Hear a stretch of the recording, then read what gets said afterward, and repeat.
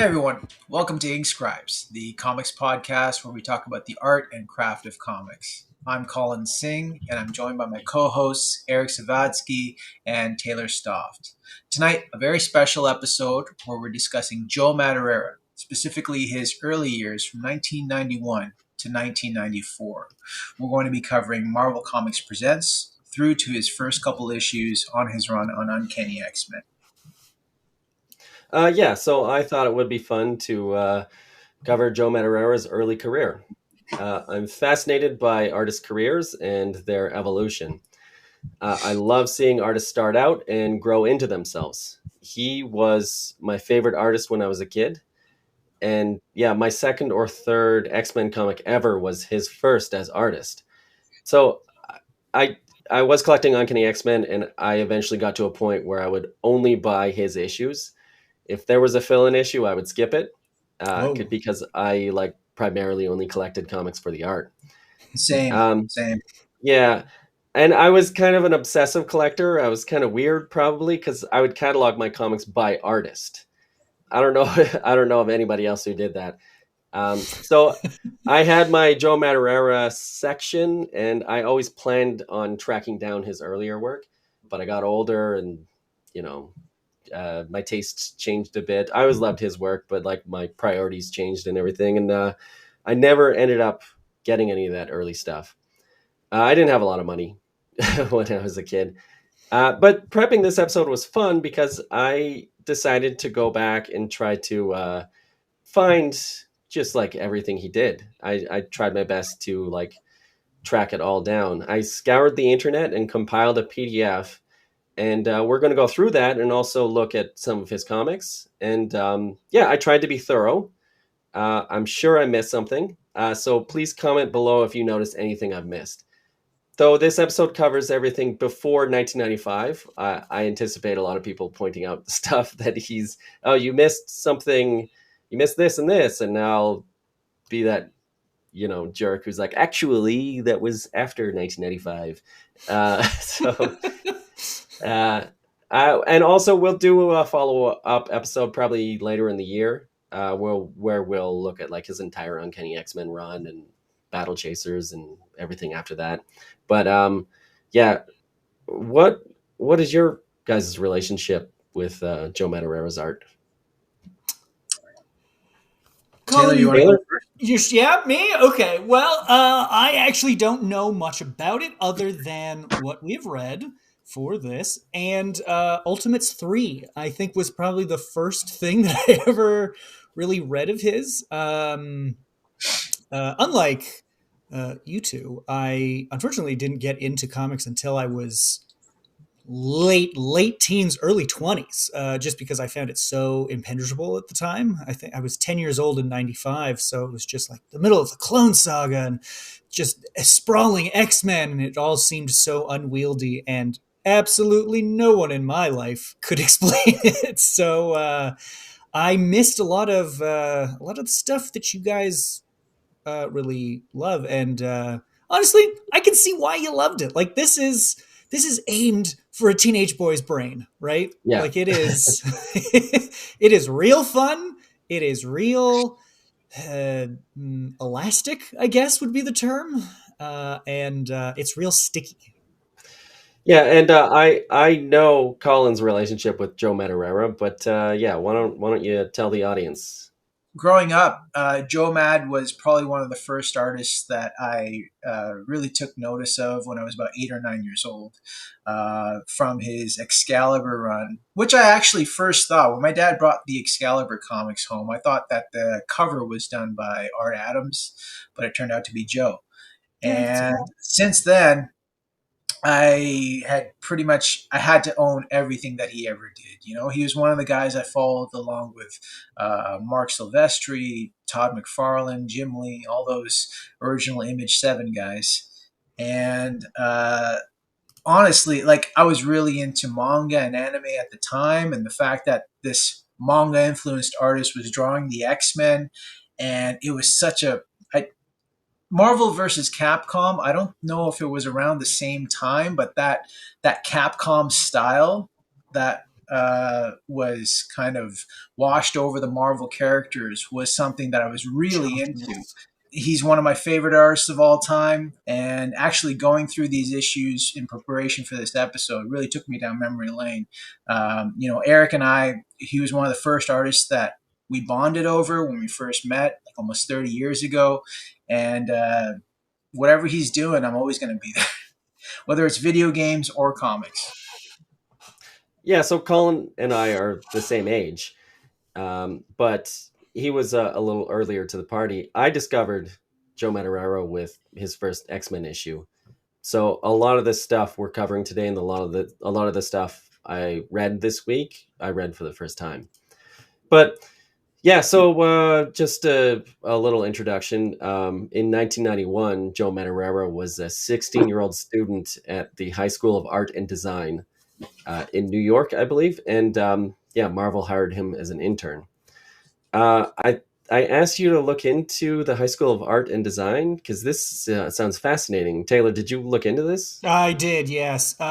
So because of the just general size of New York and the population available, there are a bunch of specialized schools there. There's 1, 2, 3, 4, 5, 6, 7, 8, like 9 of them, like science, performing arts, music, whatever.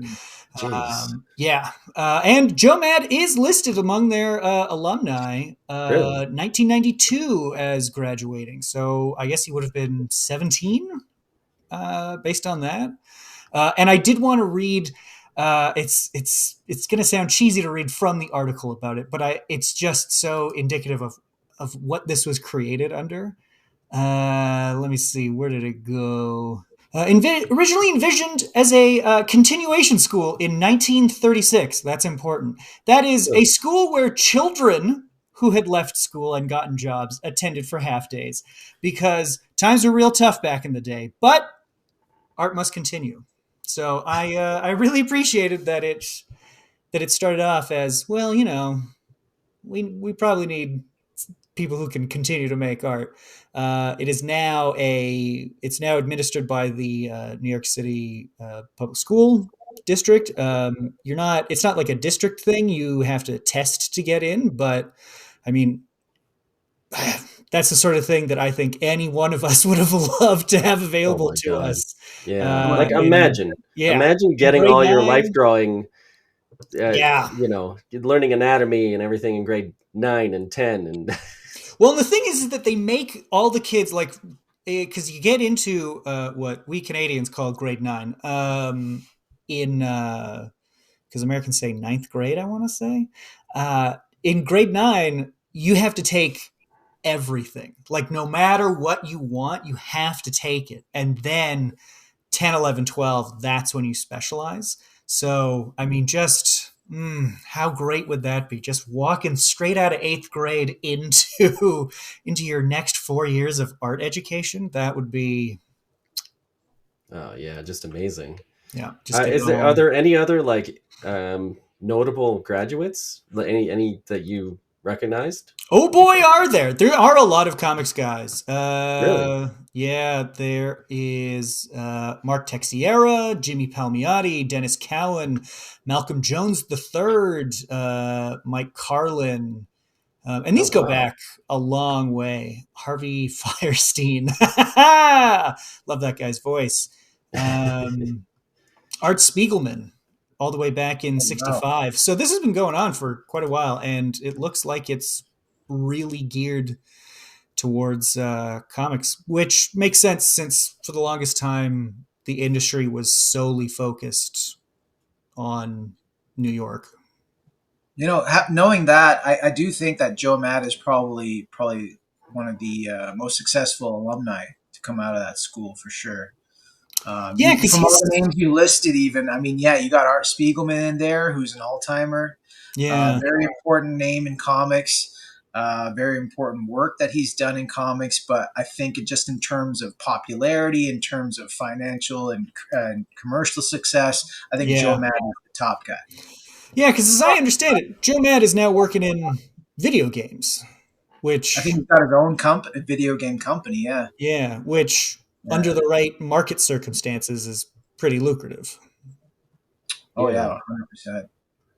100%. Okay, so shall we dive in? Let's do it because Yeah. I don't know anything. So as I said, I hadn't read a lot of these comics, so it was fun to look back. His first published piece ever was the back cover of Marvel Comics Presents number 87. He didn't do any of the interior of this, but he just got the back cover. So the front cover here, which you see on the right, is by Sam Keith. But yeah, he got the back cover.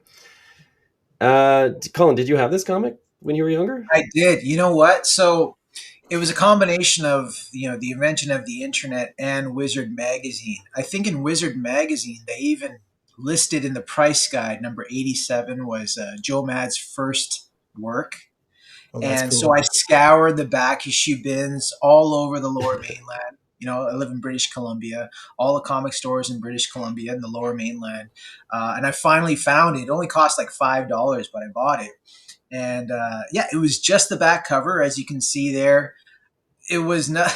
So when I got on that bandwagon, the Joe Mad bandwagon, with his X-Men run, this cover is not indicative of what he would become later on, you could say. But I had to own it. I needed to own it. It was like I was a very much of a completist when it came to my favorite artists. So yeah, I got this one. I got the Well, the subsequent Marvel Comics work is or Marvel Comics Presents work as well, and I got those issues as well. I think it's yeah. 92. So the next was Marvel Comics Presents number 89. So did 89. you have That's this right. one? Was this a common thing back in the 90s? Just like having a back cover specifically drawn?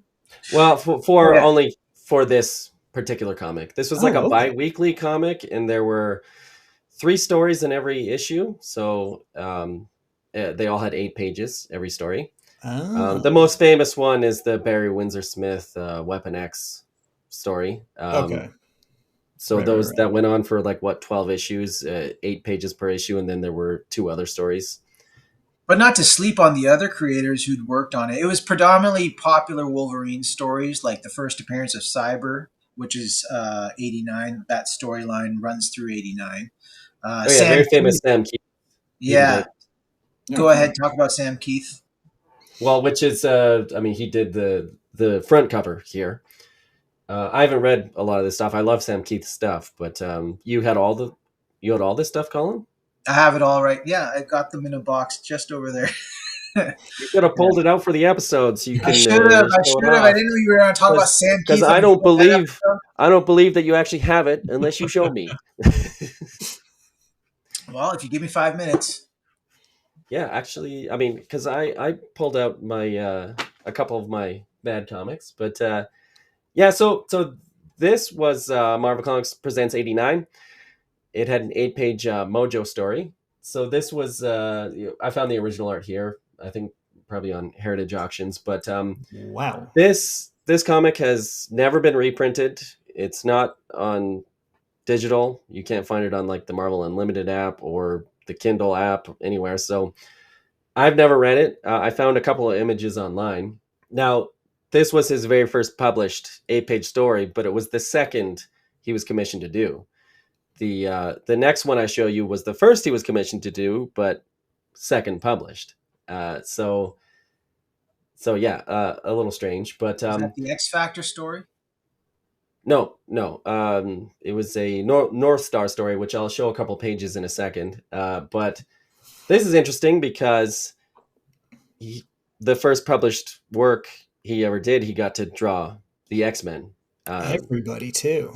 Yeah, he got to draw, and this is somewhere between the Silvestri X-Men and the Jim Lee X-Men. It was like, I guess, situated right before the Jim Lee relaunch with the X-Men #1. But Joe Madureira was a huge Art Adams fan, and he was aware of all of Art Adams stuff, and so Art Adams throughout the 80s did all these special annuals, and so this must have been like very exciting for him to draw all these X-Men characters. And also Mojo was a character co-created by Arthur Adams, basically designed by Arthur Adams. So that must have been a big deal for him too. Like this is his art hero, and he's getting hired by Marvel Comics at age 16 to God.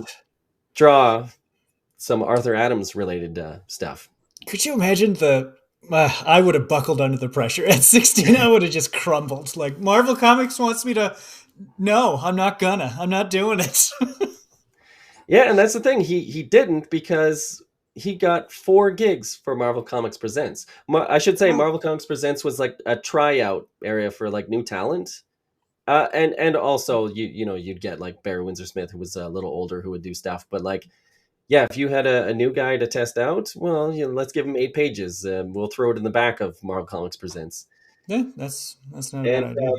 There were a lot of interns that wanted to break in as artists, and not all of them made it. Apparently, he would just hang around and try and show as much art as possible to editors that were running around. And somebody threw him a gig. And that first gig he got was from Marvel Comics Presents 92. And it looked more like this, which this does not look like Joe Madureira's art. This looks like sort of basic 90s comic artist art. The weird thing is, though, I think I can see parts of what will become his style. Eyebrows, chins. In the facial structure. Yeah. Heads, for sure. Yeah, they're very boxy heads. They've got very prominent eyebrows. There's like the hips here and the legs. That's a very prominent look. That's basically the only thing I can make out. I don't see any Arthur Adams here. I don't see. I barely see the Joe Madureira in it. But yeah, it was worth publishing. I think the first handful of comics that he produced, he was very much following the rules. He didn't break panel borders. He had his establishing shots, and he did kind of fall. Like I said, like he didn't really break outside the box too much. I think it would have been a combination of making the deadline, but also just trying not to rub anyone the wrong way, and just trying to get the story told as competently as possible, so he can get the next gig. Yeah, he got this gig, and then got this after, even though it was published differently. But you can see the jump between these two. He's got a little bit more. There's a little bit more cartooniness that he's embracing in his second gig, basically, because I don't see a lot of cartooning here. No, it's very. He's definitely trying to go for as much representational art as possible here. Yeah. So I found this on Heritage Auctions. This is an unpublished back cover, probably for that North Star issue. Yeah. I don't know the story behind it, but for some reason it didn't get published. And then his third story was in Marvel Comics Presents number 99, which was an 8-page Puck story. And yeah, you get some embracing a lot more cartooning here. Like, look at this wild face in the background. This is Arcade, I think. And motion. Like, I think the thing I'm noticing the most just between these three is the sense of movement is increasing quite a bit. Yeah, which is his specialty in my mind. Yeah. But next up, I think he did this X Factor short story. Did you guys get a chance to read this? Sure did. Yep. It was a surprise. Okay, so I have it here on Kindle. It's a really good annual with some great Joe Quesada art. I mean, I love this Quesada art, but that's not what we're here for. Let's skip to the end a bit. And there's a couple. Oh, there's a cool Bill Sienkiewicz pinup, but okay. Then a Derek Robertson short story, and here we have Cal and Guido by Joe Madureira, written by Peter David. Now, is Guido a well-known X Factor character, or? Yeah, strong guy. Yeah. Oh, okay. Yeah. So, what do you think of this? Not very subtle. Not even trying to be, eh? It is. I mean, like, look at the shirt this kid has, which is Yeah, which makes sense. The popularity of Calvin and Hobbes at the time would have been off the charts, right? Like it was carried in, I want to say 3,600 American papers. That's definitely the sort of thing that's like, yeah, it's going to draw people in. A famous, even though there was like no merchandising except that one Yeah. bootleg image that got around. There was a single calendar from 1987 that he did license, and he swore never again. Oh wow, was it because something went wrong with the calendar, or? I think he just like did it and felt. I don't know. Maybe we'll do a Bill Watterson episode and we can go into it because I know Yeah, he's that would be not great. comic books, That but would be great. yeah. But I do remember Uh, that from the 10th anniversary collection. So I was just going to give the audience a quick rundown of what happens in this 8 pager. So there's a kid who's getting picked on in school, and he employs Strong Guy to basically put the bully in his place, which Strong Guy Guido he agrees to do, and he does that for him. And then the kid actually uses that clout to become the school bully himself, and Strong Guy finds out about it towards the end and kind of teaches that kid a lesson as well. It's fun. yeah, it was a And fun little. for a ripoff of a newspaper strip, it's I was surprised at how poignant the message was. Loving homage, Taylor. Right. Loving Loving homage. homage. Despite the loving homage, I was surprised at how well the message of abuse of power was laid out. It was pretty good. Yeah. Yeah, Peter David was one of the like fan favorite writers of the '90s. Mm. Yeah, he could do But no wrong. but yeah, not too much to comment on the art here. Like he's really embracing the cartooning quite a bit. Yeah. Um, like yeah, this is straight out of a cartoon. You couldn't get art like this about 10 years prior to this in a Marvel comic. No. Uh, there was sort of a Jim Shooter, like Stan Lee mandated house style going on, and I think Michael Golden and Arthur Adams kind of opened the door a little bit to that, and then gradually over time, you know, people push the door a little wider open, and then yeah, you can get stuff like this. Well, again, to speak to this story specifically, again, he's following all the rules. He's not breaking panel borders. The story is very clearly told. He's got select shots with backgrounds in them just to establish the environment and that sort of thing.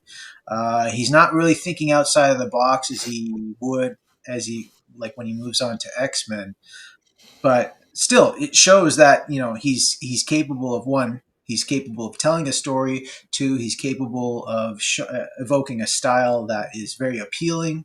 It's dynamic. It's not boring, and yeah. So Yeah, basically, and at this time, I think he was an intern, and he's hanging out in the offices. He would hand in the pages for a gig, and then editors would probably educate him a little on storytelling.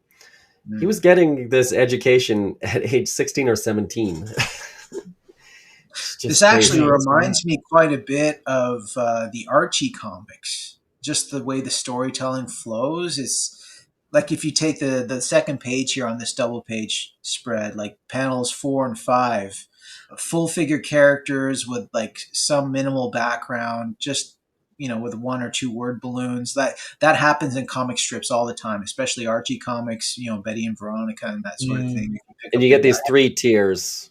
There's always like exactly three tiers in it. right. But at any rate, yeah, I found an original art, piece of original art here on Heritage Auctions. But next up, he did this. There's this Excalibur versus X-Men one shot, which had a whole bunch of artists contribute. So Now, actually, before you go into this off topic, if you go to the credits page, I think Brian Stelfreeze is not listed in the yes, credits, nor is his chapter at all. But you can tell it's yeah, Brian Stelfreeze art.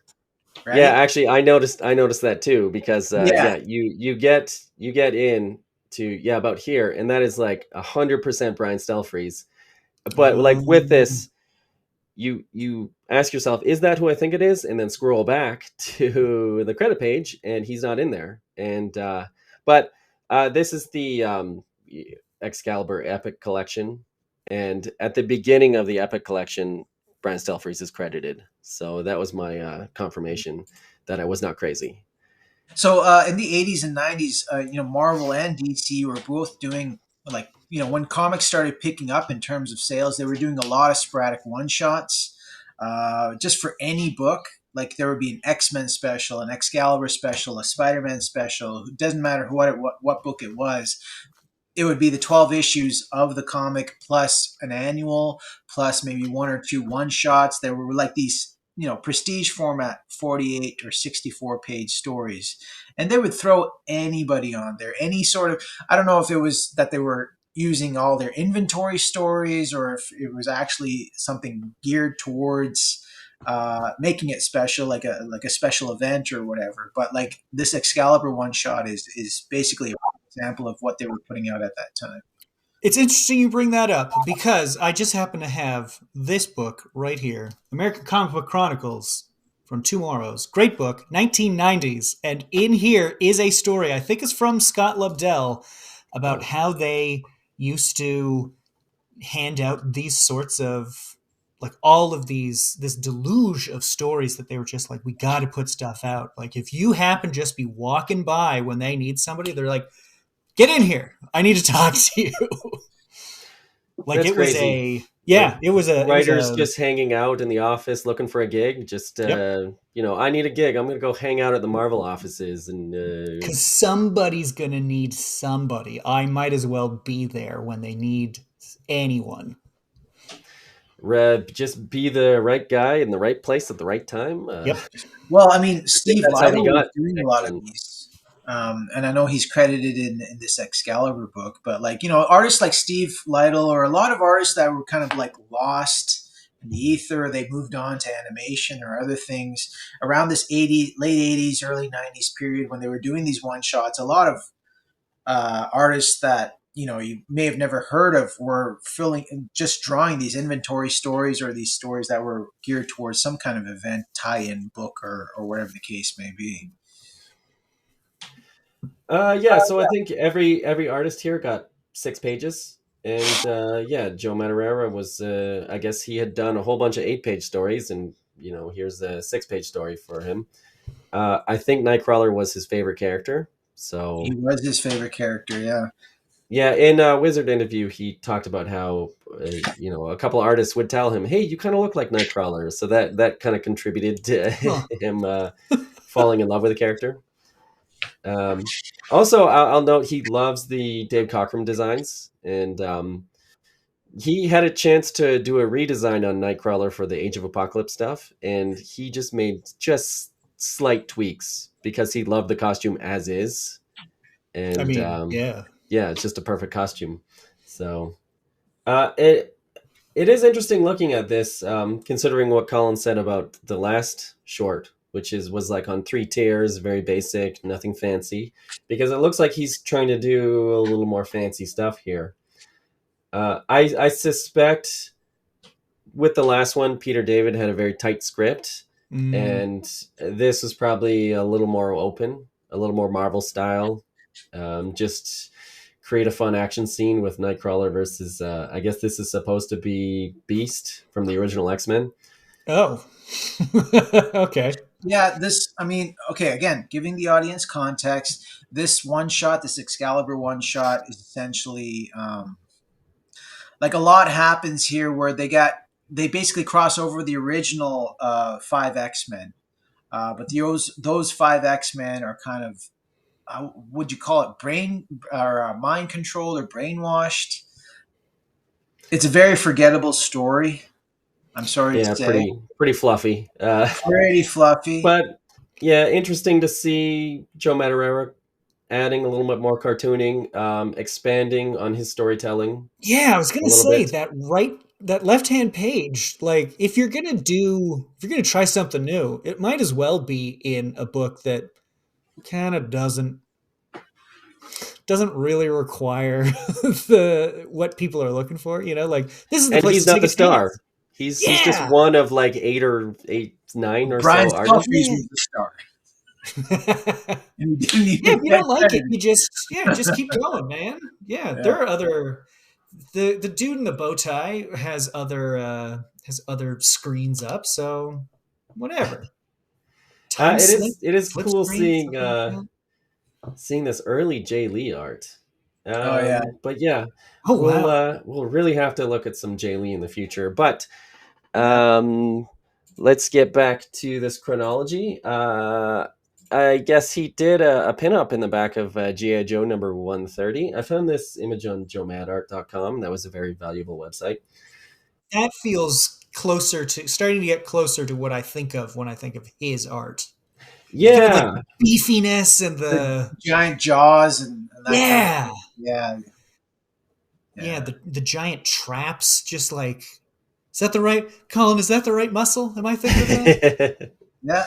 Yeah. Yeah. Yeah, okay. Very good, Taylor. Cast my mind back to anatomical drawing. You mean these right here? I was gonna say, yeah, look at this guy. Okay, so next up, Colin, you referenced reading these comics when you were a kid. I didn't Yeah. read these comics when I was younger. But he So the did left cover, 57, 58. 5750. That's what I thought. So the first cover though, when my dad brought that comic home, I thought, because remember when Arthur Adams did the that one poster slash cover slash trading card? It was used everywhere. That one X-Men group shot with the white background. Yeah, So from when my X-Men dad brought Classic. this comic home, I thought Arthur Adams drew this cover as well, I right? can see why, yeah. And then I started flipping through and I'm like, oh no, it's this guy, Joe Madureira. This is actually I could say this one comic with this cover was my first exposure to Joe Madureira. And in fact, that specific Nightcrawler on that cover, I drew that Nightcrawler like 100 times after my dad brought that comic home. Anyway, going through it, you can see very heavy Arthur Adams influence all throughout. Yeah. He's still obeying the rules. He's still working within the panel borders, and doing the 3-tier or 4-tier storytelling, establishing shot first thing in the scene, and yeah, etc. etc.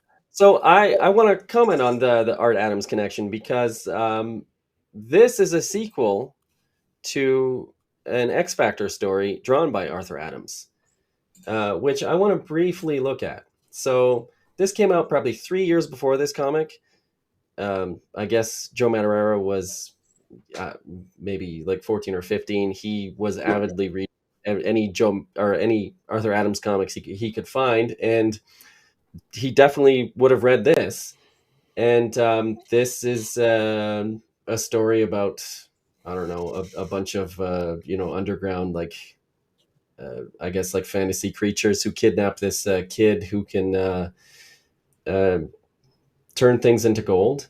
So Boy, the Brits love the idea of a British magic boy.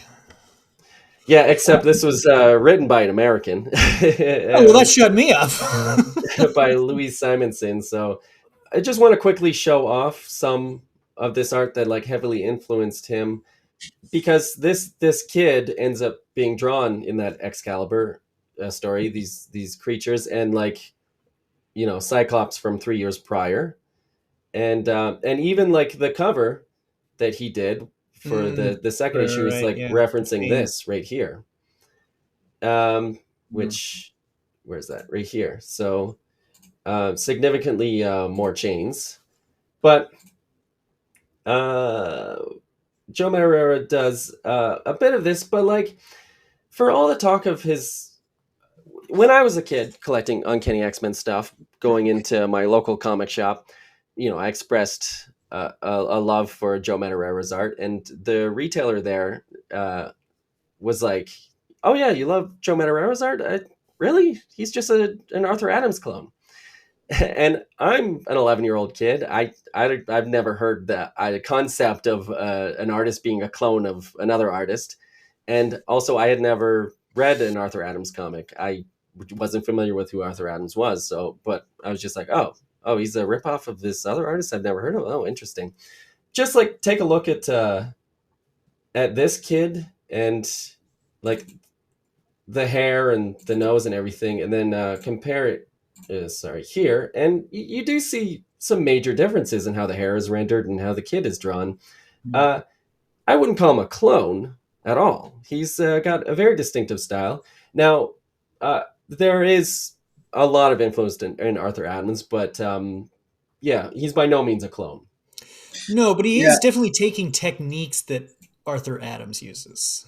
Yeah, and I'll actually point out some tropes that some like composition shots that he takes. I just want to quickly note that this is Art Adams on a monthly schedule. Arthur Adams in the '80s did all these specialty books where he could take his time. He did like mini series where he took his time and like annuals and stuff. But every now and then he'd do 2 issues on a Cloak and Dagger series, which I think he had less time and he had to work on a monthly schedule. And then X Factor here, he did 2 issues, and I think he had to work on a monthly schedule. And then there was his probably one of his most famous work, the Fantastic Four, the new Fantastic Four with Oh, yeah. that was done on a very tight schedule. So I just want to compare how this looks, where he's a little more rushed compared to what he did right after this, which was this like Excalibur Mojo Mayhem, and just look at how much more detail there Whoa. is when he gets a little more time to do these specialty books.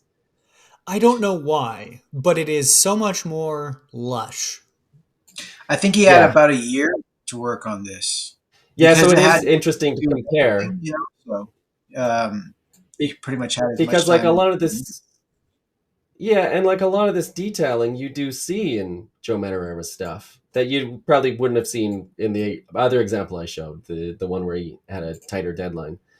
But yeah, I just wanted to give that a fair shake. But yeah, so yeah, like you see a lot of detailing here on these bricks, which is very Arthur Adams. And I think primarily just like he was drawing cartoonier than your average Marvel artist, so I guess it's easy to lump people into certain categories. And pushing his own cartooniness as well. The one thing that really stood out to me amongst in these 2 issues was the eye acting. Like he really has, especially Captain Britain acting through the mask, which I've heard actors described that way. Doug Jones or Ron Perlman, they act through the makeup or the prosthetics, but that's what hit me when I was reading this. Is wow, I know exactly what's going on It's without also the reading mouth. what he's saying. The mouth is very Adams influence as well. The Yeah, teeth. like it's very like if it needs to be off center or exaggerated, it's Yeah. it's it's really conveying not just speaking, but like the tone of speaking. No, there's Yeah, clenched definitely. teeth or surprise or smiling or whatever the case may Yeah, be. it's very The twisted as it jaw can is be. definitely Adam's influence as well, but also like just the figure work. I noticed like his muscle structure that he uses is very influenced by Adams as well. Yeah. I mean, I'm going to harp on this a lot, but this is a like 17-year-old kid probably, and like I just see What the is this? detail on this arm and just the understanding of like how the skeleton works with the Yeah, wrist. getting those Mm. underarm muscles and bones that flex and separate. Mm. Yeah, it's just very impressive. But like, yeah, he was going to this school and probably doing a lot of life drawing and studying anatomy and it's something I associate with Joe Madureira is he just knows how to pose these characters. Uh, Yeah, his body mechanics yeah, are off the charts. Body mechanics are crazy good from the but even beginning. then, just like just like when it comes to superheroes in action, just like this floating Kitty Pryde here, it just like everybody is posed just so perfectly. He's just a natural when it comes to superhero posing, or just So like I did a quick Goog, and yes, he is 1 month from his 18th birthday when this is published. So he is still going to 17. school basically. Yep, he is 17 because that would have been produced, what, 3 months previous? Like, damn. A Yeah, 17-year-old drew this. yeah, and this is significant because the other ones were just like 8-page gigs, which probably didn't have a tight deadline. Like the Marvel Comics Presents stuff, a lot of that stuff probably sat in a drawer for a little bit. But this is like, no, this is a moving train. This is Excalibur number 57. You know, issue 54 is on the shelf now, and you got to get this done in time for Yeah. us to send to the printer. And that's crazy. That they looked at this kid and said, okay, it's time for the big leagues. It's time to get an actual full 22-page gig.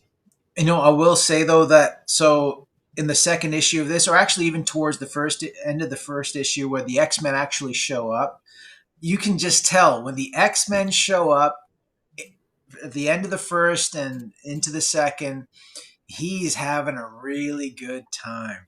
There's a shot in the Yeah. second issue where Wolverine's like breaking out of some chains, and he's still adhering to just, he's not breaking out of the panels or anything, but you could tell he wanted to. So this is interesting because he's getting a chance to draw the Jim Lee X-Men. I was going to say, It's yeah. interesting getting to work on these iconic gigs because John Byrne way back in the day gets hired to draw X-Men, but he's a fan of the Jack Kirby X-Men. So when he gets hired, he's like, who are all these characters? And years later, Jim Lee gets hired to draw X-Men, and he's working on the like Australia Outback era X-Men. And he's a big fan of the John Byrne stuff. And he's like, I don't want to draw these characters. I want to draw the John Byrne X-Men. And from my understanding, Joe Madureira is a huge fan of the Dave Cockrum costumes and has openly said that he much prefers Cyclops with a skull cap. Yeah. And Yeah. and sometimes you get hired for these gigs, and the characters have grown and moved on, and it's not the version of the characters that you fell in love with. But I will say he has said he's a big fan of Jim Lee, so I'm sure he wasn't like miserable or anything. But it is funny how these characters move forward, even though you fell in love with a different version. And he puts his own stamp on him, too. Like, he's really going all out on, well, if they're going to have hair, then it's going to be a lot of hair. It's a big 80s hair. Yeah. This is interesting here where he got to redraw some of these Arthur Adams scenes. So, that's interesting.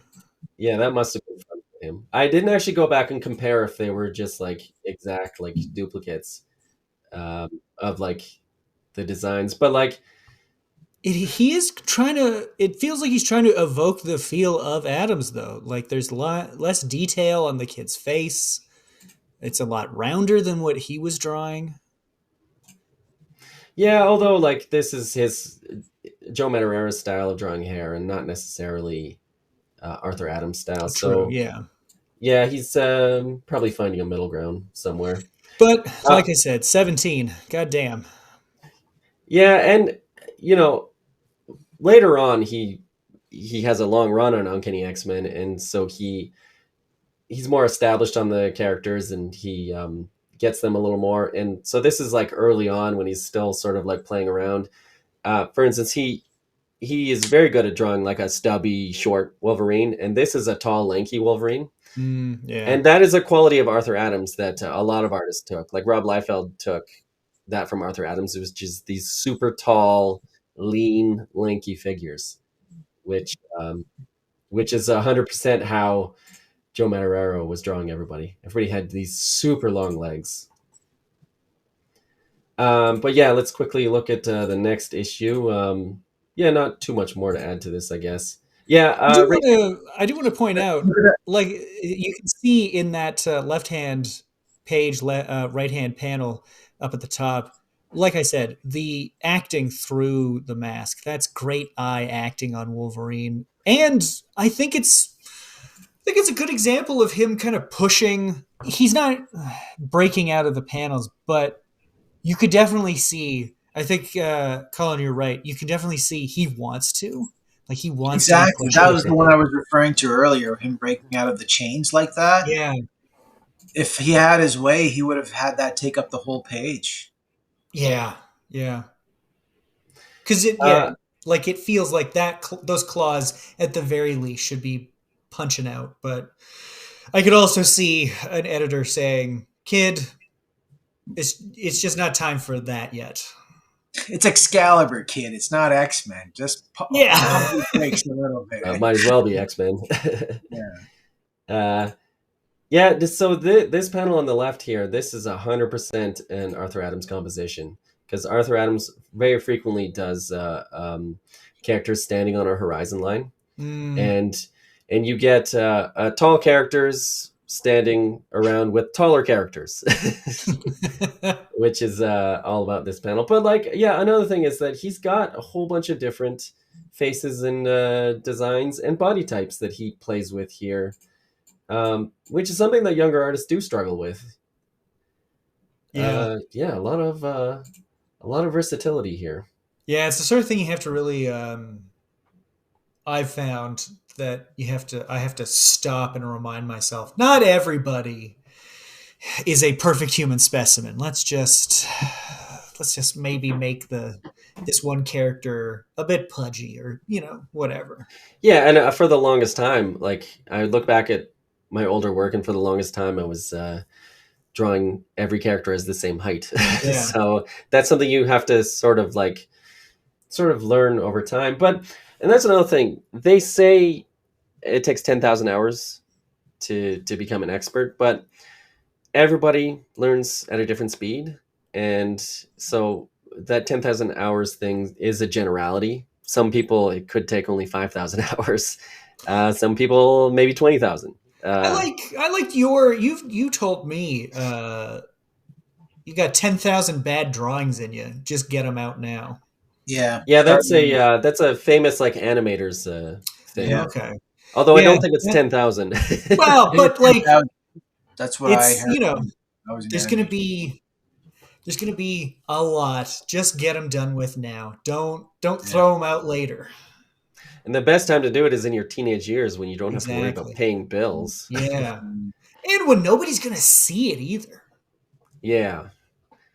I gotta say, So, the villain, I was vibing with this villain real hard. It's just such a weird design, and he keeps it so consistent. The cartooniness, the lankiness, the just kind of general blah, creep factor. yeah. I also love his Jubilee. She's never been a character particularly dear to my heart, but I just love the way he renders her. She does Oh, feel like she's an actual teen girl rather than yeah. a short adult. I love how he draws her in his first two Uncanny X-Men issues, which we'll look at the end here. Nice. Now, just like picture, this is he's going to school. He comes home, does his homework, and then he draws this page. Like, look at how much work. This is a real LeBron James success story. now that I think about it, it's like walking right out of high school into the pros. God damn. Although you can see he's probably running out of speed a little bit towards the end here. These deadlines are tight. So it's completely understandable when pages get a little more sparse. You have a little more room for the colorist to add a lot to the background. But, I mean, just so impressive. Okay, so next up, he did this pinup for Uncanny... Yeah, this was Uncanny X-Men Annual number 16, but it was also repurposed for a X-Men poster magazine. So this is like poster number 81. I remember this pinup very, very well. I redrew it a few times. I hadn't seen it before. Yeah, this is before the first this. time I'm seeing it. This is, to me, just one more step on his evolution to just like the thick chunkiness that Yes. I Yes. don't know if it's. I mean, you guys could probably speak more to this if that is like a goal of his, or if it's just something that he falls into. Because I know he's often compared to, or the word manga is often dropped when Mhm. discussing his style. But I don't know. I've been looking through his stuff more. And I'm like, I mean, I guess it's mostly the nose. It's the size of everybody that sticks out more. Yeah, it's manga and anime that is contributing to this influence. I guess. Is this a thing, Colin? Is this a thing in manga? Just like huge dudes? It's not. I wouldn't call it a thing. But what I'll Okay. speak to for Joe Mad's style specifically is, I mean, Eric, and I think I've told you about this before in terms of my own art. But like, I really gravitate towards artists who who are experts in size relationships, right? So you'll have like a Okay. giant Colossus and like maybe a tiny Wolverine, and they both fit inside a car somehow, and stuff like that. And in this Yeah. case, I mean, yeah, he. This is the first time he drew Colossus this way. Like I remember this pinup first seeing it for the first time. Like this is the greatest thing I've ever seen. And plus he was fighting the Brood, and the Brood. I mean, the Brood are an offshoot of Aliens, right? And I loved Yeah. Aliens as a kid, so I would redraw this pinup all the time.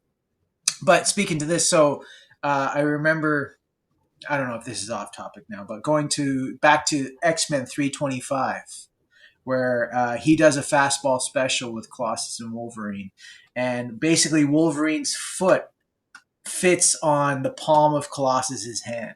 Do you remember that, Eric? Okay. And he's about to Yeah. launch him. It's like only his foot fits on his hand. That's how big Colossus is. I love shit like that. You know. So next up, I'd be interested to know if you are aware of this at all. Yeah, this is a deep cut because I think most people don't even know about this. But this was a cover he did for the Marvel Max yearbook, This and is a different Max. well, this is Marvel Avengers X-Men. Oh, This okay, is so it's not this is the. the 30th anniversary, which I recall when I was a young person picking up comics, and it was a big deal.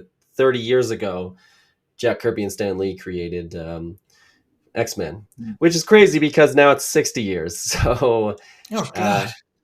yeah, it was a couple of years ago. Was the in 2023, that was the 60-year anniversary. So it's been 30 years since this. But yeah, they created a hologram. This is I the was gonna say original image. complete with hologram pump and dump scam targeted at children. Yeah, Yeah. and this image here, I'll go into how these holograms are made a little bit later. But this technically is just a reproduction based on his sketch. But like this sketch was, I found this in a Facebook group. Somebody said this was published in one of the Avengers Epic collections. So this is a really deep cut. But there was a Marvel Year in Review, 1992, and this is the cover. This is obviously done by John Romita Jr. But inside this comic, there were a whole bunch of like joke ads, and here's a joke ad selling spandex, I guess. I was gonna, yeah, the unstable molecule stuff. Eric, he did do some illustrations for the Marvel swimsuit issues that were coming out in the '90s as well, right? Yep, and I will show that off. Oh, I sweet. got you. That's all right. Cool, cool. Yeah.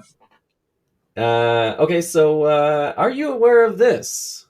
The Nope. Creator Universe I thought this cards. was a. Wait, is this where like Prime and assorted characters are from, or Oh, is like this something Malibu else? comics. So I don't know the full story behind this. This is somehow somebody created this and they roped in all the best creators who were out there working in comics in the early 90s to basically say, hey, create a character, copyright it, and we'll create a card. And so a lot of creators contributed to this. and this is Joe Madureira's copywritten character. I guess he created it just for this, hoping maybe one day I'll use this. Blood Witch. What was it And about then, spelling a word wrong to make it look cool? They love it, right? Yeah, and it's also easier to copyright if it's spelled differently. Oh, but good like point. a lot of creators contributed to this. Like Frank Miller had his Dwight character in there, and I think maybe another Sin City character. And I'm not sure about the timeline, but it might have been before Dwight showed up in Sin City. Shaken had American Flag, but other than that, there were just all these characters that never became anything. Like Adam Kubert and Andy Kubert did characters. There was Adam Hughes did his characters for a Solisted comic like years later for the All Blank American Noir. Girl. Yeah, which never ended up coming out, but there are these cards out there. Arthur Adams did Monkey Man O'Brien, which was a thing. Fascinatingly, Jimmy Palmiotti and Dan DiDio did a card, creating something together. And this was in like 1992 or 93. I found a site that lists all 36 packs of 6 cards.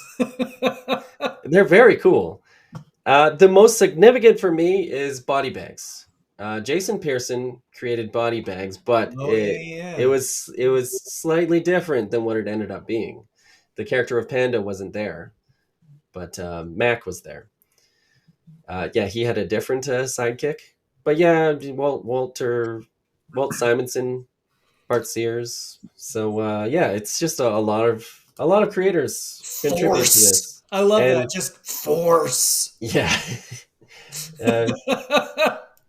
These characters, a lot of the characters in this trade, like most of the characters in this trading card set, just never went anywhere. But I can understand the drive to do that just especially from a copyright standpoint. It's, these comics are selling millions of copies sometimes. X-Force, Spider-Man, X-Men, and the Image guys. And, there were a lot of stories, and this is all historical, but there were stories in trades of studios just optioning characters. So I could understand Joe Mad saying how hard is it to create Blood Witch and Force? You never know. Somebody might want their own hard ass Superman or what year is this, Eric? Bloody Murderous or something. It says here copyright 1993 on the back. So prime time to put out your idea, right? Oh, and the Image Revolution just made creator own ownership, like go Supernova. Like it was already a big thing in the 80s, but it was it's just a very fun project. Well, and I know that a lot of people in the industry, artists, writers, were, I think they liked the idea of the Image Revolution, but they were kind of waiting to see how long can these guys last. There was that question. A lot of people. Yeah, I remember my dad would shoot the shit with his friends and stuff, and and even he was skeptical. He's like, these guys are gonna ruin it. They're gonna crash and burn. And then next thing you know, Spawn and a couple of the other Image titles are the biggest thing in the market. My brother and I got Spawn T-shirts. We're walking around Spawn T-shirts, trading Spawn trading cards and action figures. Yeah, you forget that's Spawn got a movie, a whole ass movie, right? 1997. That was opening night. That's nothing to sneeze at, especially because the previous one had been the Captain America TV movie, maybe? No, Batman and Batman. Oh yeah, Batman. Okay, yeah. But I could definitely see Joe Mad saying, "Yep, it's such a low buy-in, and I own it. If anybody wants Force, let me know." So he did a bunch of other trading cards. Yeah. So I tried to find a bunch of them. I know I missed some. I think there was a Sentinel trading card that I didn't managed to put on here, but this is a smattering of the Marvel cards that he did. Did And either yeah, of you guys Cards get actually, into the trading cards? I'm sorry. the trading. Did either of you get into the trading cards? Oh, I was Yes, big into. there was a couple of X-Men sets that I was into. So for a couple of years, Okay. Yeah, but I think Colin was in there for I like bought it 5 or all. 6 years. Yeah, Marvel So you had all Flair, these X cards? Men, Marvel superheroes, Spider Man. Like Wolverine had a couple sets too. From them till now was his trading card set. 2 sets of 90 cards each, and it was just reprints of comic panels or covers or whatever without the titles or word balloons. And yeah, my brother and I, we ate that shit up. We had to own it all. We would buy boxes and Youngblood trading cards, Spawn trading cards. Like, Oh Oh yeah. yeah. oh my god, I we remember would go to Wildstorm had the longer trading cards. Spawn too. Yeah, they had the longer trading cards, and we scoured for the sleeves to store the cards. We couldn't find any sleeves for the longer cards, so we had to keep them in boxes and stuff. Yeah. Before the year 2003, when I finally committed to like buying comics, the a neighbor friend of mine, he Uh-huh. had just like nothing but that's all they had, and these cards are what kept my interest in comics and superheroes afloat until I had money and interest. Right on. Oh yeah, I mean, yeah, I knew people who were super into the cards and didn't read comics. They just Yeah, like loved Really? reading the I had stats a and couple of buddies in Yeah, elementary the school that we just stats. learned about the cards. Hulk's at 7 on strength, but 1 on intelligence. Hey, don't talk shit about the power ratings, man. Those No, are I legit. think it was cool. Like I that's the sort of thing that you would expect. I don't want to see it in DC, but when it fits so well with the Marvel universe. Like, of course, Reed Richards or somebody is going to say, "Yes, this is what you got to watch out for. He's a level 7 on the strength, so keep your distance." I mean, Yeah. I find it funny that somebody was just making that shit up. As Yeah, like, just like, oh, I have to write these cards. Eric, Okay, hey, well, Eric, I'll give you a don't know what power you're rating of saying right now. 6. Eric, don't be glib, man. Okay, hey, these if are they got legit paid, power ratings. I good for Okay. I them.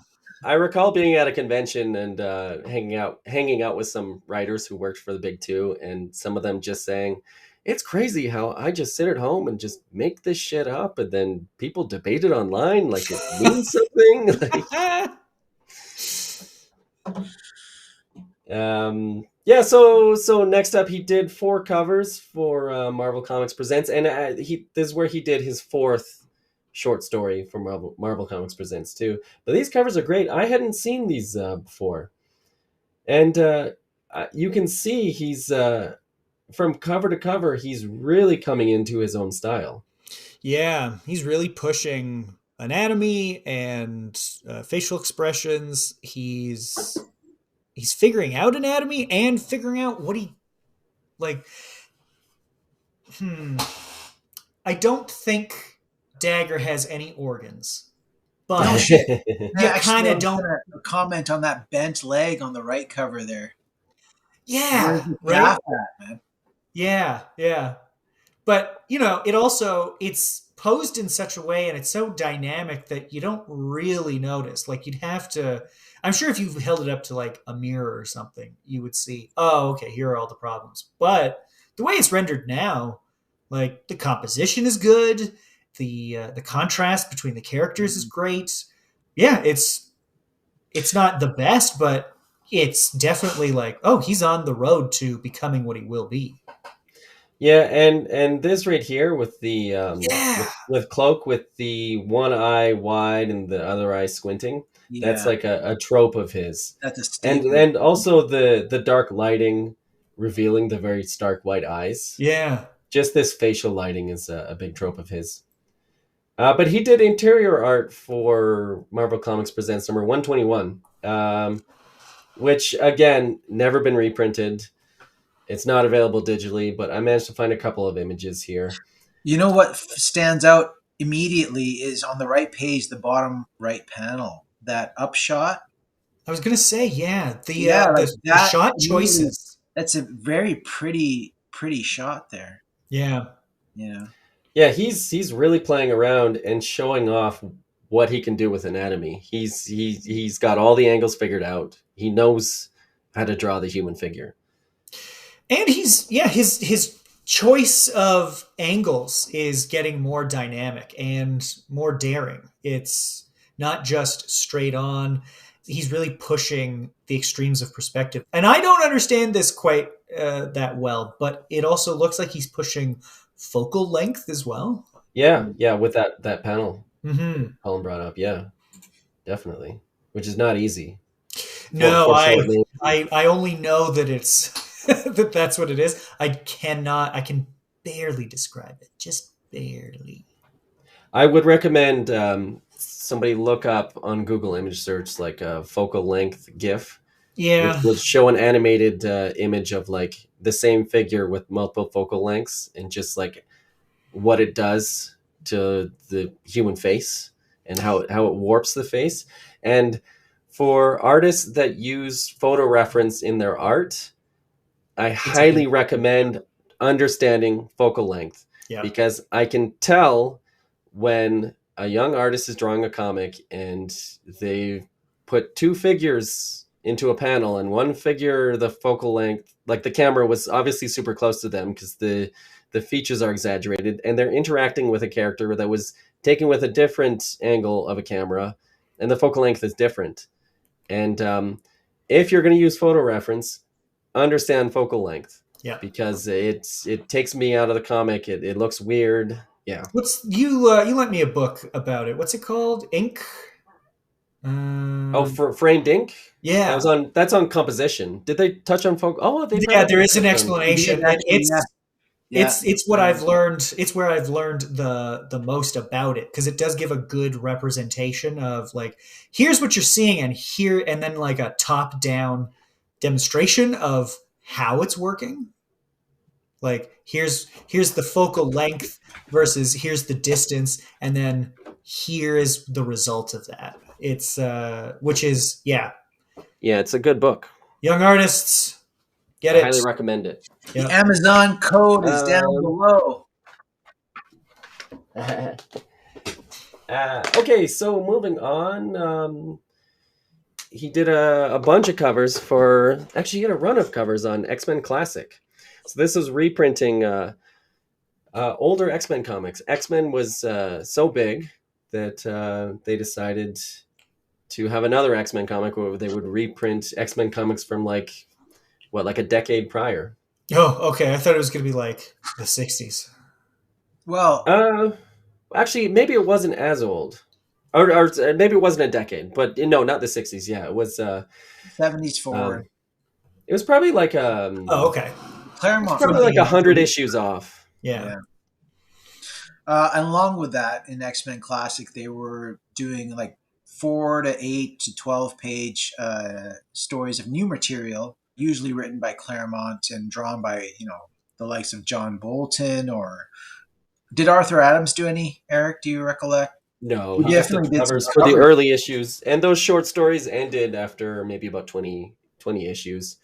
By this point, they was just reprinting the issues. Yeah, so I would guess Uncanny X-Men was at around issue 300 around this time, and this would have been reprinting like issue 178, 180. So Okay. yeah, because this was like John Romita Jr.'s first run, which is interesting because actually around this time John Romita Jr. had his second run. So interestingly, X-Men Classic was probably, this was probably concurrent with that, and you would get to see two different John Romita Jr. runs. And it's interesting. I found the Heritage Auctions. Or I'm not sure where I found this because it doesn't have the Heritage Auctions logo down here. But it's interesting to note that somebody in the production department had to expand the lightning to make up for the cover. Oh, yeah. So, and you can see it too. Oh, interesting. yeah. This is the elongated figures you were talking about, the super long legs. Yes, very long legs, which is a signature Arthur Adams. Gams, she's got him for days. Yes. Look at Storm, dude. Yeah. Okay, so he did another Excalibur cover, which I had never seen this before I started this episode. And then here you were asking about Marvel swimsuit. Here's his first Marvel swimsuit. He did Yeah, two. I remember that So one. this was probably the 1993 I Marvel love that swimsuit. that Dagger's swimsuit is just no pants. He's got a little knack for digging her heel into her ass crack. Oh yeah. If you Yeah, that go doesn't back to the other quite make Marvel Comics sense. Presents cover, she's got her heel in her ass crack too. Yeah. Oh yeah. Yeah, it doesn't quite make sense. But that's Oh part of no, I what mean it makes sense. what, what kind of porn do you watch, bro? Oh man. Okay, next up was a really big deal for his career. This is Deadpool. Apparently, was super popular, and they said we need a miniseries, and they got Joe Madureira to draw it. This is And the first Yeah, solo Deadpool series, right? yeah, this is isn't that the book crazy? that put him on the map. This is the Yeah. book Deadpool that is got X-Men. Deadpool is an icon nowadays. Not as big back then, but it's crazy to think that if you were to tell somebody the very first Deadpool comic was drawn by an 18-year-old kid, that is a crazy thing to tell someone. Yeah. Deadpool Yeah. was created at the time by an 18-year-old kid, was he not? Yeah, No, because I don't know if Rob Liefeld was that young, was but he? he was in his early, like the How first old was half he of when his the 20s at Youngblood came least. out? Yeah, he was the youngest of the Image guys. Yeah. Yeah, like Deadpool was created by an 18-year-old kid, so it's No, fitting. you don't. Rob Liefeld wasn't 18. Well, how old was he Yeah. when Youngblood came out? 21? He was, I want to say, well, let's look it up because you're right, he is super young. He would have been, in 91, he would have been 24. Okay, so yeah, not 18 years old, but Yeah, uh, but Deadpool was created in what, 89? like 90, 91. He probably got the idea greenlit at 89, so he was 22. Right. Okay, I'll so split hairs with you all day on this one. Super young. Yeah, super yeah, young he is was my he was point. very young. Okay. Okay, so have you seen this original art before, Colin? I know No? you're very familiar with these comics, and No, I haven't seen that before. yeah, they were doing a lot of this back then. I guess this was playing around with computer fonts, and yeah, I remember there was an X-Men Unlimited. Gambit, the first Gambit miniseries, also employed the same thing. Uh, Yeah, and Adam Kubert's Wolverine run, there was a Wolverine cover where they played up the right. title over the figure. Yeah, they were. I don't know. What was it? A phase or what would you Well, it call was it? just playing around with computer fonts for the first time. I could also see it being a uh, design exercise to grab people's attention, like Deadpool, you Yeah, know what's in here. yeah, Let's go. Which yeah. is, Yeah. that's indicative of the era. It's super liminal. Just like, hey you, get over here, buy this. So I was collecting Joe Madureira comics, and I always wanted to go back and read this Deadpool 4-issue miniseries, but I never did. I read it for the first time this week. So, Colin, you read it when you were a kid, and you reread Yeah. it this week. What is there any sort of commentary on how you felt back then versus how you feel now? So, I mean, so like when I was a kid, okay, make no mistake, I was eating all this shit up, right? I was very much invested in all of Rob Liefeld's creations. As it was coming out, as all of these books were coming out and the storyline, you were investing in the story and the plot and the characters as time went by. So, of course, like when I was a kid, I ate this shit up. But rereading it in preparation for this episode, I was kind of like I still remember it fondly. Yeah, I read this for the first time this week, and the first three issues are they're just action scenes. There's very little plot. Yeah. There's not Okay. really commenting on the writing. There's not really a worldview being presented. There's no No. characterization. It's just No. a series of action scenes strung together. I will say the fourth issue, there's finally a little bit of characterization as they end the story, and I guess The last three a pages. slight worldview being projected. The fourth issue was not bad, but reading this, I was the first three issues I was baffled. I'm sure I would have absolutely loved it when I was a kid, but This is the um, height of edge lord Well, humor and drama, I mean, it right? also it had Like this Juggernaut. is, you know, it's cool to make fun of people. It's cool to this is and I hope there's no return to this. This is like the era of like dead baby jokes and that sort of shit. So it makes complete sense to me that this is popular. you know what? The I read the Excalibur issues for the first time this week, and the humor in that it was painful. Excalibur was the resident comedy book of the X world, and that was a fill-in writer who was just really hamming it up, and it was painful at times to read because it was just painfully unfunny. So when it came to reading this, it wasn't painful, the humor, Yeah. and so because it wasn't painful, I was like, huh, it's not bad, not terribly funny, but I guess just by comparison, I didn't have a problem with the Deadpool quips. I would. It's interesting to read they're definitely trying to figure out who the character is, or not figure out. They know who he is, but like it feels like they're fine tuning the kind of commentary on his own commentary.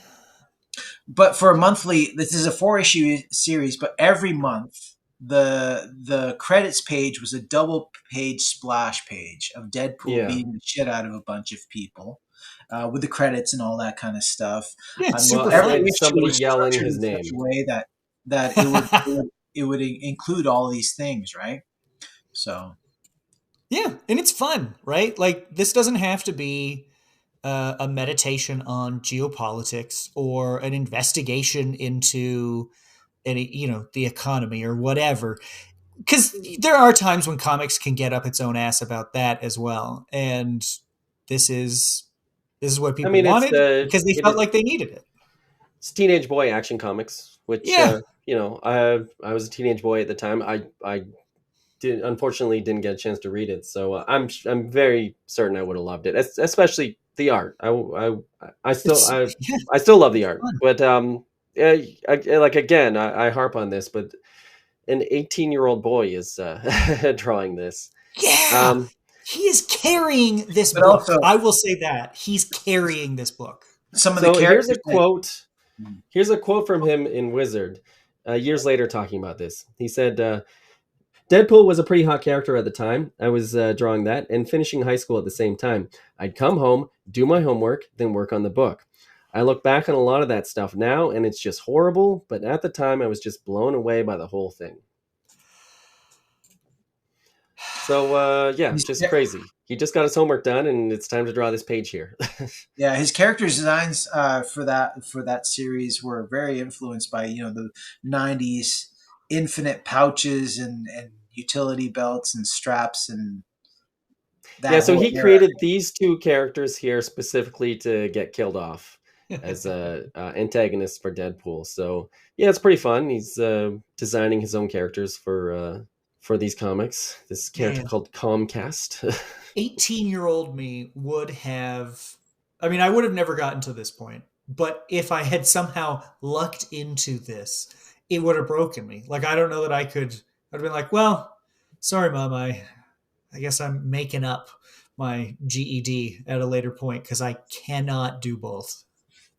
Yeah, I mean, I'd imagine he had to sacrifice a fair amount of his childhood. Um, Oh yeah, what a bummer! Being a teenager in like mid '90s or early '90s New York, oh, just running wild, doing whatever you want. yeah, so these comics are, I believe they're labeled August, September, October, November. So, he was probably drawing these around graduation time, and maybe the last issue he drew in the summer. So yeah, I'm not entirely sure on the timeline, but yeah, I mean, graduation is coming up, but you gotta draw issue 3. Who knows? Yeah. This is a signature of his, these really long fingers, which is something I think he got from Arthur Adams. But yeah, very chunky, very chunky, muscular figures. And he got to illustrate the first time we see Deadpool without his mask, or Oh, interesting. or learn about that. And Oh, I hadn't realized that he hadn't been seen maskless at this point. yeah, I think this must have been his like third or fourth appearance ever in a comic. Maybe, Oh. yeah. Oh, right, because this picks up. I want to say this picks up directly from one of the X Force issues or something. Like Yeah, he's probably working like through Greg Oliver. Capullo's first issue, maybe it picks up from. Okay. Yeah, so I could nitpick the storytelling, but again, it's it's like there's a couple of like left hand panel stacking that you're not supposed to do, which he ends up I was cutting gonna out say, yeah. and not doing any of that as of like Uncanny X-Men. So yeah, I like there's no point nitpicking. This is like this is an 18-year-old drawing this. This is very impressive work Yeah. overall. There are times when you're kind of left wondering, wait, where are you trying to direct my eye and where should my eye be going? But yeah, that's the sort of thing that, I don't know, you learn as you go and you get better at because somebody in the editorial office said, "What? What's happening here?" Yeah. Yeah, like for instance, a page like this where you're, this is like a no. Laying out a page here. Are you supposed to go down, or are you supposed to go to the Yeah. left? The fortunately the letterer always saves the day in the end by like guiding you through here, and then the letterer very deliberately overlapped here to guide you over there, and then overlap you down. Um, you can see a clear like path being created by the letterer, but yeah. If he's reading the result, that's the sort of thing that he would probably say, look at and say, "Oh, I see what I did there. Oh, okay." Yeah. Man, I love these guns that he draws. Yeah. They're completely unrealistic, but like detailed enough that they're very believable. They're very Star Wars. Oh Like, yeah. is that a gun? Is it a blaster? What's going on here? I don't know. Pull the trigger. Let's find out. And like right here, look at this. This is very anime influenced. Like this right here is straight out of an anime. That's true. And His anime influence is really coming out here. a great shot choice, right? Like getting down low to show the guy's size compared to her. Like that's it just yeah, the angle choice just emphasizes the struggle that is happening in that panel. Yeah, and also this panel is funny because this is an example of Marvel method writing, where it's not 100% clear what the deal with this fist is. So Oh there's yeah. Deadpool's awkwardly telling the audience, I hate when you shoot one of your stupid metallic hands at me. Which is So weird because there's a better way to do that, which is, would you shoot a fist at me? Like just have it a what? yeah, That's kind of that character's shtick. Garrison, Weapon X. He could fire lasers from his fingers, or the whole hand would come off and fly it towards feels you. like Rob Liefeld had the action figure in mind when Yeah. he created a lot of these characters, which is very Uh, impressive thinking. Okay, so back to the chronology. So he did the cover for the Fatal Attractions crossover issue of Excalibur, which Excalibur didn't generally participate in any of the X crossovers. I think this was the first time Excalibur participated, Is and that so? notably, yeah, nothing prior to this that I can think of. It was after this that Excalibur started becoming more integrated with the other books. But Yeah, this hologram was drawn by Joe Mad. Do you guys know how this hologram was created? I don't know how any hologram is created. So That I makes found sense. this. I found this somewhere. It was from a Marvel Age issue where they outlined it, and so they took the Greg Capullo hologram, and I guess this guy makes a statue based on the image. What? No And way. I don't fully understand it, but I guess they somehow take this articulated statue and shoot it. So like right here, looking at this hologram, that's not actually the drawing. That's a picture of I guess the sculpture that was made. So you can and That's, you can tell because that's crazy. the background is different, and yeah, and you can see a lot of differences in the figure. Oh So yeah, you can see the simplification of a lot of stuff, of like the stones up in front, the detritus underneath them. Yeah, that's huh. yeah, it's I always very figured very that was the fun. result That of seems whatever photographic process that they were doing. I had no idea seems really expensive to do. right? Jesus. Yeah. Okay, so at around this time, I guess he gets a call from all the image guys. All the image guys The see what he's one doing on Deadpool, and Wildstorm calls him and asks, "Did you want to do a cover?" So he does this cover, and then he does work for Eric Larson, drawing this amazing issue of Vanguard. He does such a good job. I had this when I was younger. I don't have it anymore. I really need to track it down. It's not available digitally. It's never been reprinted, and that might be due to rights issues because Eric Larson co-owns Vanguard with Gary Carlson. Gary Larson, So or Carlson, excuse me. Yeah. yeah, uh, Gary Carlson. yeah, so I found a couple images online. Yeah, I had this when I was younger, and I loved this issue. It is Yeah. so beautifully drawn. Me too. Yeah. I love her pose. That's And great. so Eric Larson says that there's not a lot of artists that actually accurately portray the dragon Yeah, character, because Go he's got on. actually like just normal human sized legs and a giant, Johnny Bravo Dorito chip sized torso, right? yeah, And he says that Joe Mad was one of the artists to actually accurately portray him. I mean, Oh there's a my bunch of others, but definitely, if there's a shot in here, Eric, at the police station where it's like a downward shot of a full shot of Dragon. I don't know if you can find it in here. oh, I just grabbed a couple images that I could find. I don't have Oh, the whole okay, thing. yeah, yeah. So there's a shot, like a downward shot where he's in proportion the way that Larson intended. It's a very nice shot. that's Yeah, interesting. I had I no will say idea. he got the fin wrong, which even Eric Larson I think got the fin incorrect in the very early issues. But the fin is supposed to be, I guess, directly horizontal with the ground, like the end of the fin. The front side, right? Yeah, Wait, Yeah, what? It's supposed to like jut out yeah, yeah, from yeah. his That's face? like a yeah, hard rule when it comes to drawing yeah, Savage Dragon. yeah. I do remember. But yeah, this is a this is a very cool comic. It's really great. Yeah.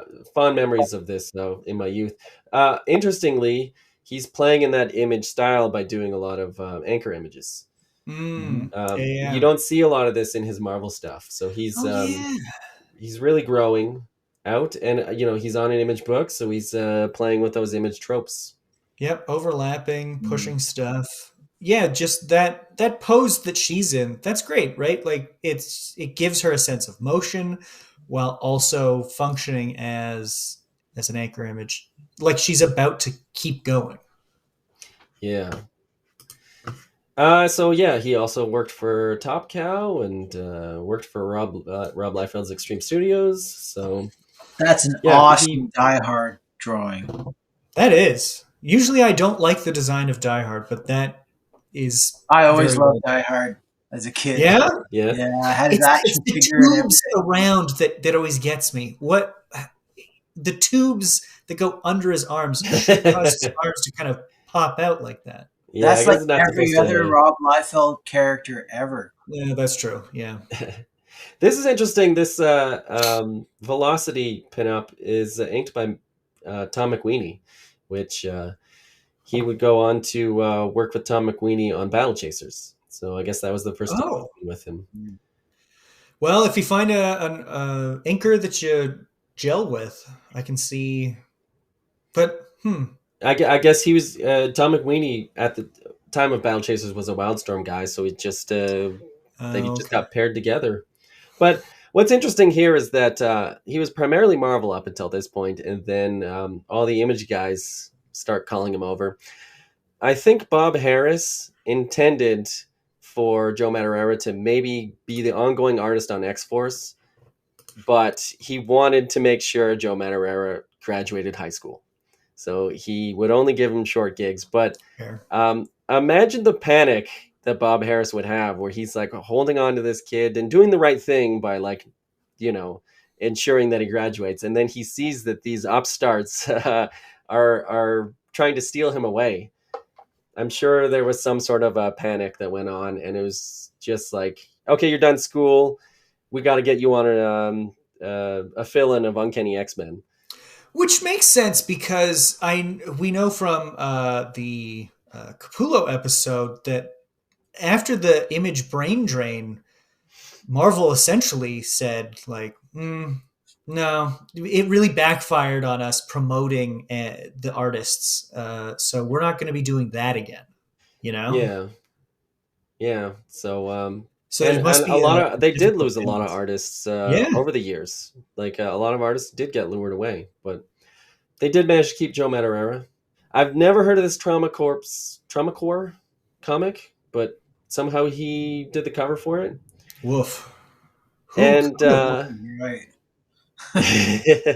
yeah, and not the best designs to work with. Cool guns, but Yeah, I mean, it's there's something going on with, I don't know, either the inking or the colors. It kind of looks like a yeah, like and a it marker or something. to be fair, it wasn't easy to find a good image of this. Oh, okay. It's this Might is have been just even a a really Chromium bad. cover, maybe. Yeah, it does kind of look like it should. Yeah, I think you're onto something Probably. there, Colin.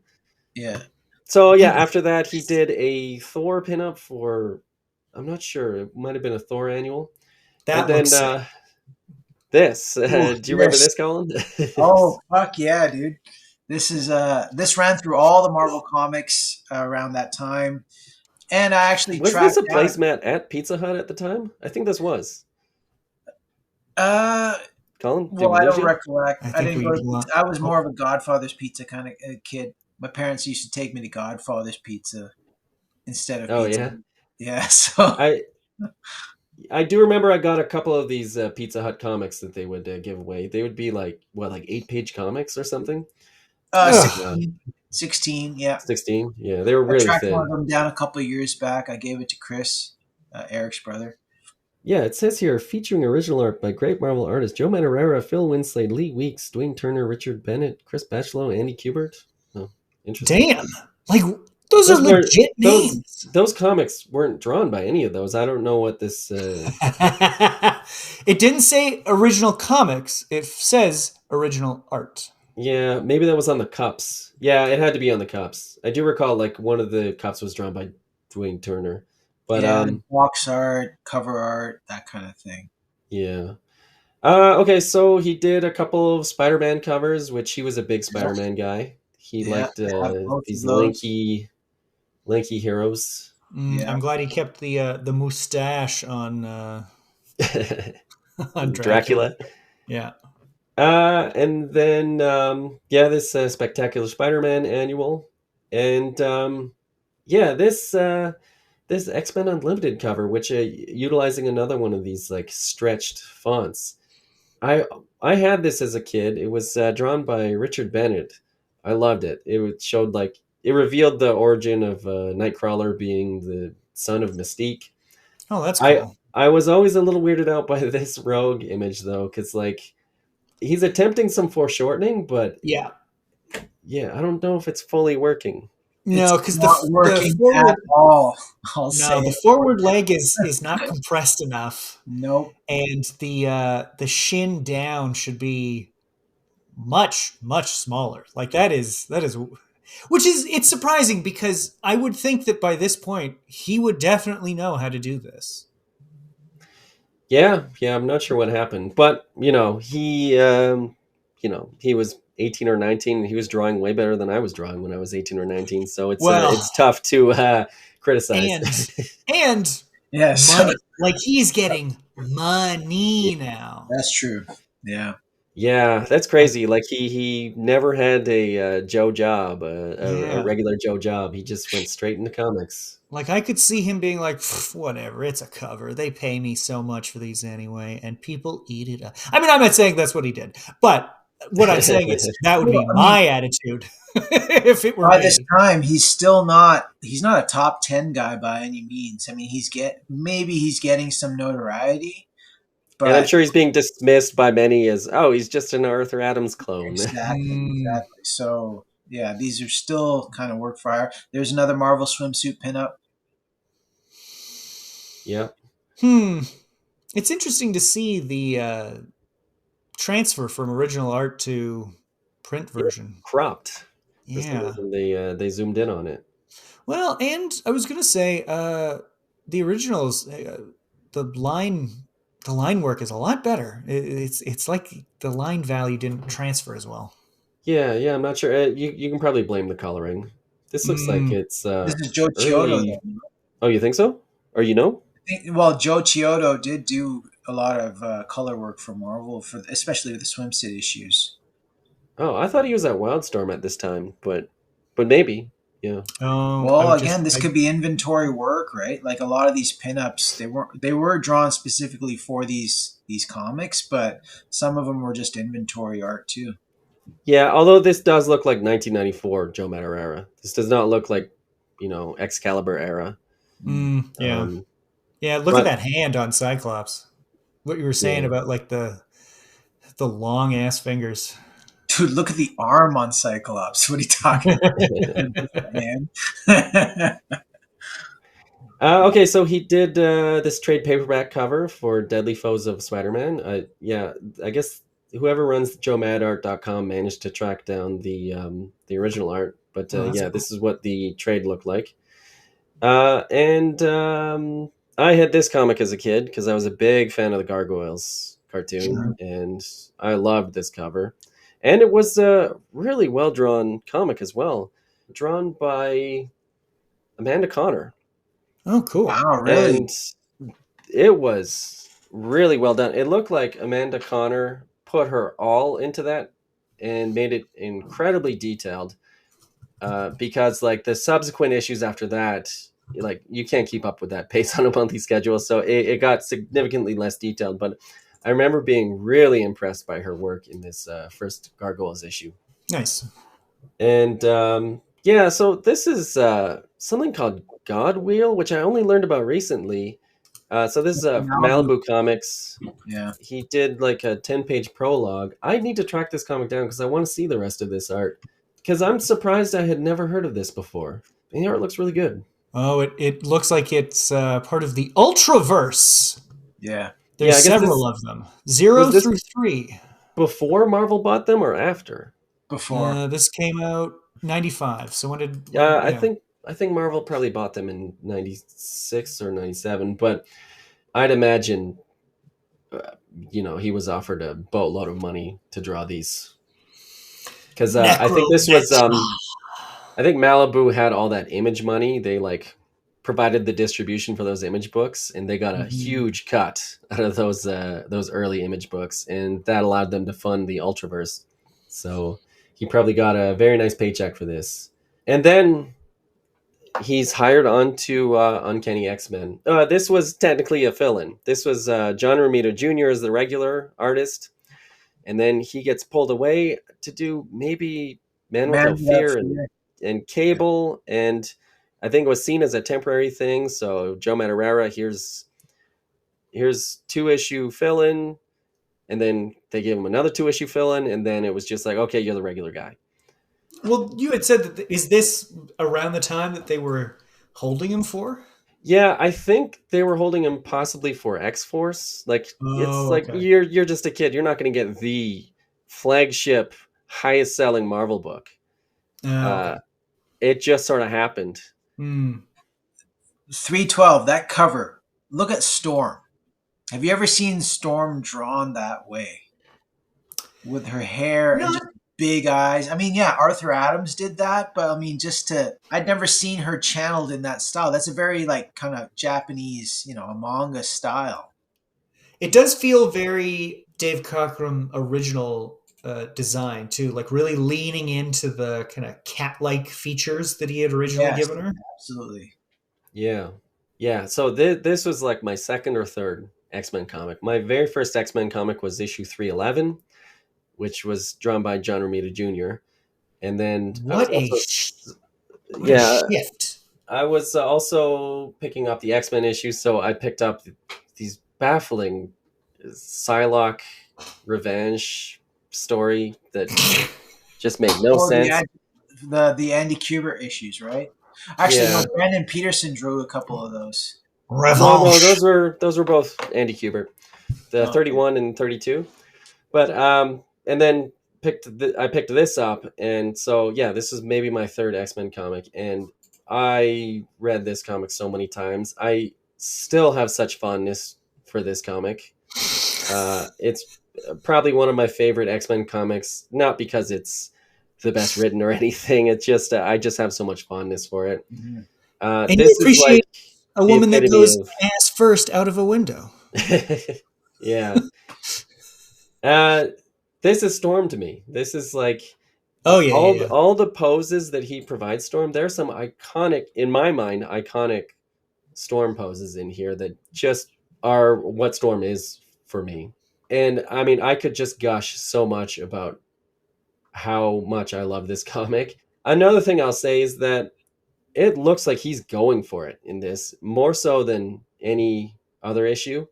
If he was still in high school when drawing those Deadpool comics, he was under the gun constantly. But this, he's full time. He doesn't have to worry about school anymore, and he's putting his all into every aspect. And you know, you're hired for a fill-in. You put your all in. Suddenly, you're the main guy. Like it paid off. It looks like he's starting to bring some of those image techniques back over to Marvel as well. It's not as pronounced, but like the overlapping panels, Yeah. the bigger establishing shot, and then layering stuff around it, dropping out panel borders, like that's very. Yeah, he's definitely trying to incorporate new stuff. But he's also like he's not slouching in terms of like just backgrounds, not just in he doesn't Oh just do yeah. one No, background in one panel and then just talking heads for the rest. He does backgrounds in pretty much every other panel. There's foreground debris, there's I mean, props. you feel the danger yeah, Yukio is in here. Like he Yeah. really sells this to the point where like Storm is saying, "Why are you throwing yourself off the building?" And I knew you'd catch me. And even this feels as majestic as it's supposed to feel as she's Mhm. flying up above these skyscrapers. And he's finally Um, breaking out of the panel borders. yeah. you're right. Yes, she's flying out of this panel border. Yeah, and he's drawing these characters in regular clothes. Something I did note when I was younger was that at the end of issue 311, drawn by John Romita Jr., at the last page, Storm shows up to the club to meet Yukio, and she's in a club outfit, and it is not this outfit. And I do remember noting the I guess continuity gaff of like, well, that's not the outfit she was wearing, but like if Joe Madureira is drawing a two pager, he's not gonna you know he wants to draw her in an outfit that he's comfortable with drawing for two issues. So I suspect that John Romita Jr. just sort of dashed off an outfit for that one page Yeah. and moved on to his next page. So it's same thing with Yukio. This Yukio was not wearing this. She was wearing the black uh, leather or something, right? yeah, Reminiscent of the Frank Miller Wolverine series kind of thing. Oh, okay. Yeah, and this is playing off their relationship from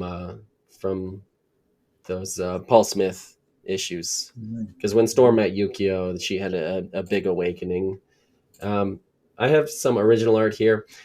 About 6 or 7 years ago, QuanCheng.com, he's the art rep for Joe Mad, just like popped these pages up as if they were like sitting in a drawer for decades. And then Joe Madureira was like, okay, fine, I'll sell these. And they were being sold for like around $400. What? Yeah, and No, don't I tell had me such that. reverence for this issue that These look great, especially in black and white. Holy shit. yeah, I saved all the images into a folder, and then I would look at it every couple of days, going like, I don't really collect original art, and but it's so enticing, $400. And My at the time, I was like transitioning into the comics industry, and money was a little tight, and so yeah, I kind of fantasized very regularly around this time of picking these up, especially because I had such reverence for this issue. Now, recently, some of these pages have showed up on Heritage Auctions, and they go for about 4K now. Oh! That's in 6 years, and that's the pandemic like supercharged the original art market. shit. So now, see, look at actually, let's go here to okay, so we'll go back to here and shoot, that's now These colors are very, these colors are now very flat for digital. I don't think this is digital. I think this is oh, actually no, this was just as they embraced digital. I remember Yeah, they started with issue 31 of X-Men. yeah. And they still had the newsprint. It was a slightly Mm, higher quality newsprint, and the gradients do not work on newsprint. yeah. But look at Mm. how super long the fingers are, like on Gambit here. And I just want to quickly go back. Let's go to some more Arthur Adams. And I recently saw an Arthur Adams image for 20 right here. For some reason, I saw this hand right here, and this just reminds me so much of how Joe Madureira is drawing hands these days.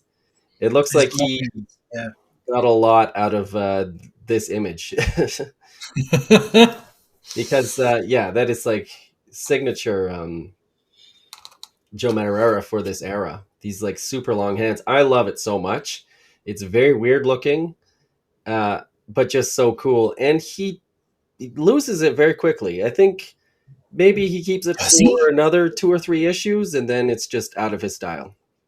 Mm. Because I always think of him, especially in like the Battle Chasers era, the promo art that I've seen as giving, especially female characters, just like these block fists.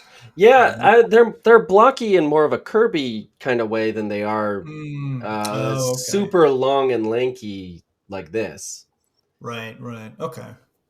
But yeah, I mean, look at how tiny Gambit's head is and how long his legs are. It's yeah, super lanky figures. But I mean, the key takeaway here is that he is just such a master at action and Yeah. posing these characters in motion. It's just his specialty, basically. And he's starting to give the panel layouts more dynamism as well to enhance that action. Yeah, like this Yeah. hand popping out as he's in motion and Yeah, and it throwing the follows card. the speed lines, and yeah, it's gives the feeling of he's throwing to what he's going to be throwing towards. It's great. Yeah. So going to okay, so 313. This was his second issue. Something that I associate with Joe Madureira on Uncanny X-Men is that yes, he's great at action, but the second thing is melodrama. Marvel Method comics are, in my mind, co-written by the artist, and Yeah. so an Uncanny X-Men issue written by Scott Lobdell and drawn by John Romita Jr. has a completely different feel than a Uncanny X-Men comic written by Scott Lobdell and drawn by Joe Madureira. they both have the same writer, but you don't get this sense of melodrama in a John Romita Jr. comic Mm. where Jubilee is like freaking out at Beast for making a joke and having a serious conversation with Banshee as she like walks away and he's left in this darkness. And this sort of epitomizes a lot of what he did in his Uncanny issues, which you wouldn't see when there'd be a fill-in. When Roger Cruz is filling in, you don't get this heightened sense of drama, even though Yeah. it's still written by the same guy. Yeah, that's interesting because it's definitely the people don't like to think about it, but a lot of superhero comics are melodrama, right? They're especially Yeah. Marvel stuff, right? It's yeah, we get to do a bunch of fights, but what's in between those fights? Well, it's a lot of disappointing each other and getting mad about it. Oh, and X-Men is a soap opera. Like Yeah, 100%. That's like the key to the success is it's a soap opera. yeah, And going back to what you said earlier, just about how he draws Jubilee, I absolutely love, how he draws Jubilee with this big floppy hair, yeah. Mhm. and It's great. Oh, and you can start. I'm starting to see the anime influence that's coming in. yeah, yeah, definitely. Like the eyes are becoming a lot more distinctively what I associate with him, and I guess the nose too, although not nearly as much as I would have thought. But definitely the eyes. Yeah, I Um, mean, like a lot of people draw Jubilee and she doesn't look Asian, but yeah, he's able yeah, to actually make her look Asian. yeah. It is a weird. It's a weird choice that, or I guess mistake. Oh, and that beast face. Go back to that page. That beast face on the bottom. Yeah. No, the panel next to it. Yeah. Yeah, this one. That's a Joe Mad man's face, if I ever saw one. Although he loses this amount of detail later on because he really wants to be a monthly guy, and he never ends up being that. But I know he at one point wanted like a long run, like a long string of issues. But Mm, you cannot keep up this pace of detail just like and do like 10, 11, 12 issues a year. You would just burn out after a while. When you look at those Battle Chasers issues and see how much detail he's putting on the page, I completely understand why there were so few issues, because one, he's putting so much extra time in, but it takes a lot out of you, and so he needs a lot more recovery time potentially. yeah, Yeah. yeah. And even between um X-Men and Battle Chasers, I mean, Battle Chasers was all him. It was all world building on him. Whereas X-Men, it's a little bit more established. He has a frame of reference to work with. And even still, he couldn't keep up a monthly schedule. I mean, he did for a fair chunk, but he had fill-ins here and there. And I mean, that's the machine of the corporate comics. But he didn't have that afforded to him when he was doing his own thing on Battle Chasers, right? yeah. Yeah, especially this book, right? Like, The book. yeah, Uncanny X-Men is not missing Yeah. a publication date. Yeah, that's a moving train, and Yeah. it's leaving the station with or without you. Yeah, Yeah. So this in my mind is like, for me personally, is like the image of Storm. And it's, she's not in her costume, but it's just for some reason this pose. Yeah, it's I've just like noticed. imprinted in my brain. I've noticed the straight leg mid-air design that he seems to really favor. Like just kind of the knees don't bend, or Yeah, if I they mean, do, it's like super bent. It's an interesting choice. And I think it's really effective in making her feel like a she, goddess. yeah, like she's not flying. She's walking on air or Yeah. something. I don't know how to describe it, but yeah, you're right. It gives it she is a goddess. She is in total control of the atmosphere in this moment. And it's not something that, I would have thought of, yeah, just keep those legs straight. That's fine. Yeah, if I ever in the future get a chance to draw Storm, I'm probably going to be very influenced by how she is depicted in this particular issue. You hear that, Marvel? Hire this man. So yeah, the this these issues are very very detailed, but you do get the sense that like he's running out of time towards the end of this because the pages get a little bit more sparse. It's just so hard to keep up that level of detail. And a little less dynamic in their layouts. Yeah, he's just running out of time.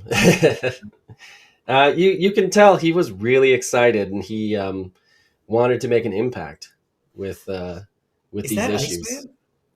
Sort of. It's Iceman possessed by the White Queen. They Okay. had some sort of thing where they switched bodies accidentally. And this becomes a big character arc for Iceman because she ends up using his powers better than him. Yeah. Yeah. And I then always that liked haunts him. Yeah, I always liked the design of actualized Iceman. It was great. Yeah, and yeah, Joe Madureira is always able to make these characters look like just way cooler. Yeah. Like this Iceman right here is has Iceman ever looked this cool before this panel? No, never, to be No, I honest. don't think so. I think before That's Yeah, this, 'cause for the longest time. I think Whilce Patricio drew the best looking Iceman in my mind. Oh, From okay, the yeah, yeah, you're right. his Iceman Yeah, looked Will Portasio awesome. did a pretty good job, but I mean, it doesn't beat this in my mind. No. I'm just pointing that as a Yeah, frame no, of yeah, reference. I mean, yeah, Years but that is before. a good reference, yeah. But yeah, that'll close it out. I really love these two issues. Even though like his art doesn't look like this for much longer. The Age of Apocalypse comes and he has a more stripped down style in order to I maintain couldn't the tell. monthly. So yeah, yeah, I that was a lot of fun. But this episode is, as usual, way too long. So let's So we're finish it gonna break out. that. Did you guys do some art this week? I did. I sure did. You want to go first? Sure, it's once again, I feel like I didn't really I don't know. I don't No, you know what? No excuses. I'm not going to try to mitigate it. This is what I've produced. I was trying to go for that kind of chunky, you know, walking boulder feel of his. I tried to get the hands that he does. This is later on, of course. This is like later era Madureira, but I was really trying to focus on that their face and the acting. Oh, nice! And you got Once again, the half squint eyed look that he yeah. does. You're Once really again, going for I your don't know style, if man. it's particularly successful, but I'm glad I did it. Yeah, it looks very cool. Yeah. Thank you. So for this episode, I knew that Nightcrawler was one of Joe Mad's favorites, so I did Nightcrawler. You can see. Nice. I tried to go for this. So Oh, Jay wow. Lee did a few pages for that X Factor annual, and I mean we'll have a high resolution image of this up. But I tried to evoke Jay Lee in this, and Eric, I've told you before, no one draws people standing around doing nothing better than Jay Lee. The most beautiful Oh yeah. looking people standing around doing nothing. And he does these fantastic side profile shots. He did that Wolverine cover, which is fantastic. So I tried to do a side profile shot of Nightcrawler kind of coming out of Nice. his teleportation cloud. So he's still got some vapors hanging off his back and his head. Nice. Yeah, I'm gonna come back to this. I think I might lightbox this onto like a Bristol board and redraw it a little bit, and just kind of fix Oh yeah. some anatomical things with it. But I do really like this idea that I did. So yeah, I'm definitely gonna come back to this one. But that's what I Yeah, did for very this cool. Me, I did not do art this week. I'm drawing assorted crisis events right now. I shall pop up a page from issue 1 on the screen now. What do you guys think of this page that's on the It's screen? fantastic. It's so good. Can't wait for this book. And here's another image that probably hasn't been released yet before, so it's exclusive to this. Damn, that looks great. Ooh. So No, but for reals, we have seen issue 1, and it's phenomenal. I can't wait for this thank book. you. It's so yeah, good. it's gonna be good. I mean, I still got to read the like I've been preparing for this episode, so I haven't read the full thing, but I flipped through it, and it's probably the best thing you've ever done, man. Yeah. Oh yeah, 100% is the best thing I've ever done. Yeah. I'm very excited for it. It comes out mid-March, and there's been a bit of excitement for it. It seems, surprisingly.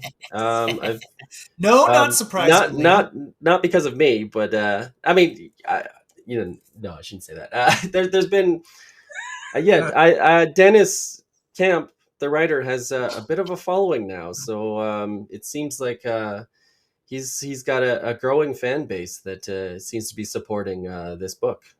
So, and all of you can support this book as well. Ask for it to be pre-ordered at your local comic book store. And we have the order code down below. Yeah, because a lot of these shops, they don't over order on a lot of image books. So if you don't ask for it at your shop, there's a chance that it will not be on the shelf. And you want this book.